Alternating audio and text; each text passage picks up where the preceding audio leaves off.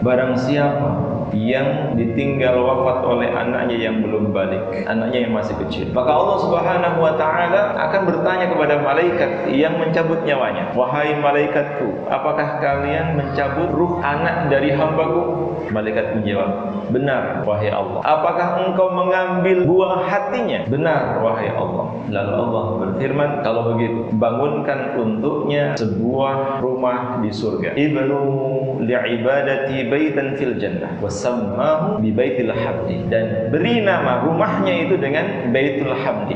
Ada sebuah rumah di surga yang bernama Baitul Hamdi, rumah pujian. Rumah ini hanya dikhususkan bagi para orang tua yang dulu diuji oleh Allah dengan diambil buah hatinya yang masih kecil, anaknya yang belum balik, diambil oleh Allah. Kemudian dia bersabar, syaratnya bersabar. Karena dalam hadis kursi itu Allah bertanya kepada malaikat yang mencabut nyawa atau ruh anaknya itu dengan mengatakan, apa yang diucapkan oleh hambaku? Malaikat yang mencabut nyawanya kemudian mengatakan, dia memuji engkau dan membaca kalimat istirja, inna lillahi wa inna ilaihi raji'un. Maka orang yang ditinggal wafat anaknya yang masih kecil, yang belum balik itu, responnya adalah syukur. Dia tidak meratapi nasibnya, tidak meraung-raung atau tidak terima dengan keadaan sehingga marah-marah, tapi dia bersabar. Dia bahkan memuji Allah, dia berterima kasih kepada Allah. Itu sebuah anugerah yang luar biasa, jaminan dari Allah. Dia berterima kasih kepada Allah, mengucapkan alhamdulillah, kemudian dia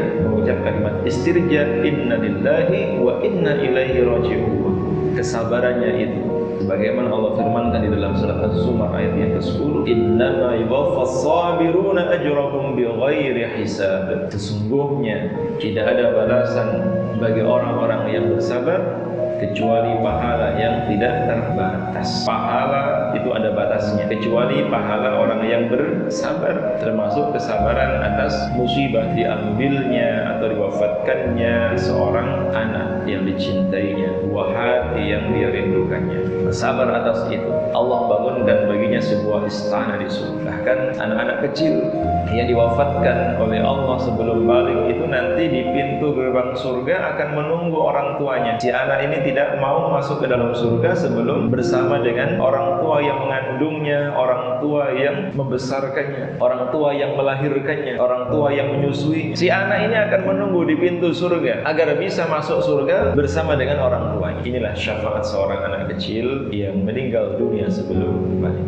Jadi pertanyaan Aisyah radhiyallahu ta'ala anha ini luar biasa, menunjukkan kecerdasan Aisyah. Karena sebelumnya Rasulullah mengatakan, barang siapa yang dua anaknya meninggal dunia sebelum balik, maka Allah akan memasukkannya ke dalam surga. Dan tidak semua orang seberuntung ini. Maka Aisyah bertanya, wahai Rasulullah, kalau seandainya yang meninggal dunia itu hanya seorang anak saja, apakah pahalanya juga sama? Rasulullah kemudian menjawab, sama. Siapa saja dari umatku yang kehilangan buah hatinya, yang anaknya belum balik itu, yang masih kecil itu, dicabut ruhnya oleh Allah, diwafatkan oleh Allah, pahalanya sama. Dia akan dimasukkan dalam surga dengan syafaat anaknya. Begitu pula kata Aisyah, kalau seandainya orang yang tidak memiliki anak, apakah juga akan mendapatkan pahala yang sama? Nabi mengatakan, sesungguhnya kematianku itu bagaikan perasaan orang tua yang ditinggal wafat oleh anaknya. Kepergian Rasulullah SAW itu meninggalkan duka yang begitu luar biasa bagi kita umatnya. Maka tidak ada musibah yang lebih besar yang dialami oleh umat muslim kecuali wafatnya Rasulullah SAW.